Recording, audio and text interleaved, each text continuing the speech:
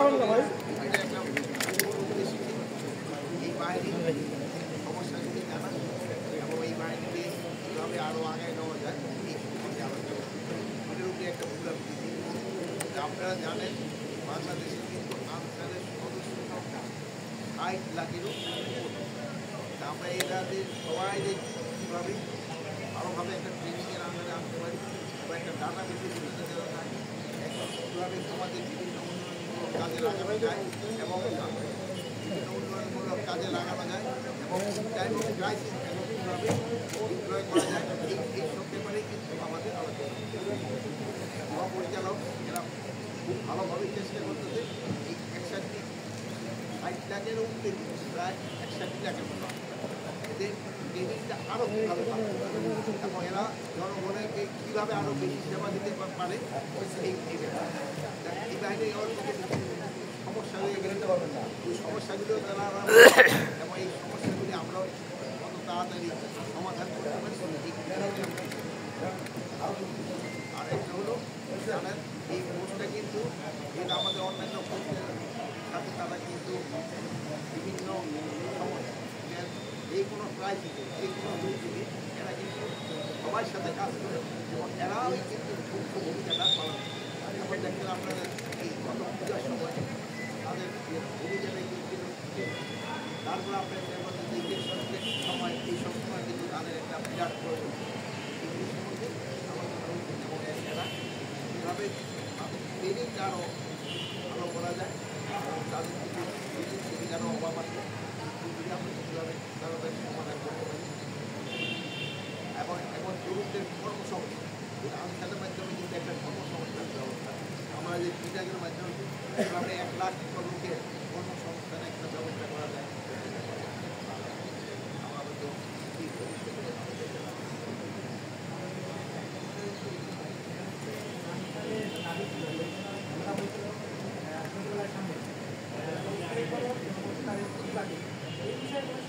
সেক্ষেত্রে এখন কিন্তু আমরা ওটা মোটামুটি যে মাঝখানে যে তাদের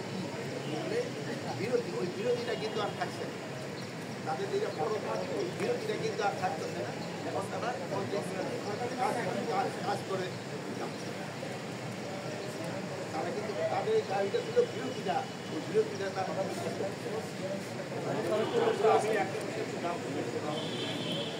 তারা 5 আগস্টের আগে যেসব সদস্যের বিতর্কিত ভূমিকা ছিল তাদের বিরুদ্ধে অধিকাংশের বিরুদ্ধে কোনো ব্যবস্থা নেওয়া যায়নি যারা ট্রেনিংয়ে আছেন ট্রেনিং করেছেন অনশন করছেন তাদের তো এরকম কোনো বিতর্কিত ভূমিকা নাই আর তাদেরকে চাকরি থেকে মানে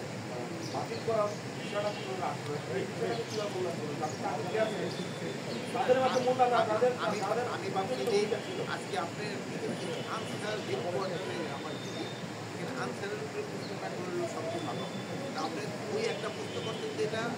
তাদের ওই ফুটেজ আছে আছে তাদের কিন্তু করার চেষ্টা করবে এইটাই কিন্তু তাদের আপনারা হয়তো জানেন যে ওই ভর্তি হয়েছে ছাগল সেও কিন্তু ধরা তারও কিন্তু এতদিন ধরা এই আসে না কেন সবারই কিন্তু আইনের আওতায় আনা অনেক সময় বলেন যে সব জায়গায় কিন্তু ধরা যাবে না এরা তো বিভিন্ন জায়গায় ঢুকে আছে আস্তে আস্তে মাননীয় স্বরাষ্ট্র উপদেষ্টা আপনারা বলছেন যে যারা পালিয়ে আছে তাদেরকে আপনারা ধরতে পারছেন না মানে ধরছেন কিন্তু অনেকেই আছে কমিশনার থেকে শুরু করে এডিসি পর্যন্ত গুলি করেছে এরকম তালিকাও আছে তাদেরকে আপনারা বিভিন্ন জায়গায় পদায়ন করছেন এবং ঢাকা থেকে তাদের কোনো জায়গায় দিয়ে দিয়েছে এইটাই কেন তাদের বিরুদ্ধে কোনো ব্যবস্থা নেওয়া যাচ্ছে হওয়ার পরে এই চাকরিটা হচ্ছে তাদেরও কাউকে কিন্তু ধরা হচ্ছে আমরা সেদিন দেখলাম যে ধরার ভিতরে একটা আবার পালায়ও গেল গেছে ধরা হচ্ছে আবার ধরাতে কিন্তু পালায় ধরা হচ্ছে না এটা আমরা বলি না ধরা হচ্ছে বাট ইনভেস্টিগেশনের পরে ধরা কিন্তু আমার কাছে যে তালিকা আছে আমি আপনাকে তালিকাটা আসলে আপনি আমার একটা অনুরোধ তালিকাটা পুলিশ ইম্পর্টেন্ট দিয়ে কিন্তু সেটা আমি দিব কেন আপনাদের তালিকাটা বলতেছেন দেশের সেবা করে কিন্তু আপনিও সেবা করতেছেন আপনার একটা তালিকা যদি থাকে আমার তো দিতে অসুবিধা নাই আমার কথা শেষ করতেন আপনার যদি তালিকা থাকে আপনি আমাকে দেন আমি শোনেন এই সাংবাদিকতা আমিও কিন্তু একসময় মর্নিং নিউজ ঢাকা ইউনিভার্সিটিতে যে সময় আমি পড়তাম এবং ঢাকা কলেজে স্কুল পড়তাম সেই সময় আমি কিন্তু মর্নিং নিউজের সাংবাদিক সেই সময় কিন্তু এত কিন্তু বড় ছিল না সেই সময় আমাদের কিন্তু 20 টাকা আর প্রতিটা লাইনের জন্য 10 পয়সা করে আর 1 লাখ করে পেপার দিতাম এই জন্য আপনার যত বেশি সম্পাদক ইন্ডিভিজুয়ালে অত বেশি পয়সা পাওয়া যেত মানে এখন আপনাদের আপনারা খুব ভালো ভালো কাজ করছেন আপনারা আমি আরেকটা বড় আপনাকে ধন্যবাদ দিই আপনারা এই যে আমাদের পার্শ্ববর্তী দেশ আমাদের সম্বন্ধে কিন্তু অনেক আজে বাজে কথা বলছে কিন্তু আপনারা কিন্তু সঠিক সংবাদ পরিবেশন করে আপনি কিন্তু তাদের একটা ভালো জবাব দিন এই জন্য কিন্তু এরা এখন আর এই আজে বাজে কথা কিন্তু আমি আপনাদের কাছে এই জন্য আমি আপনাদের কাছে আমি কৃতজ্ঞ আমি আপনাদের আমি ধন্যবাদ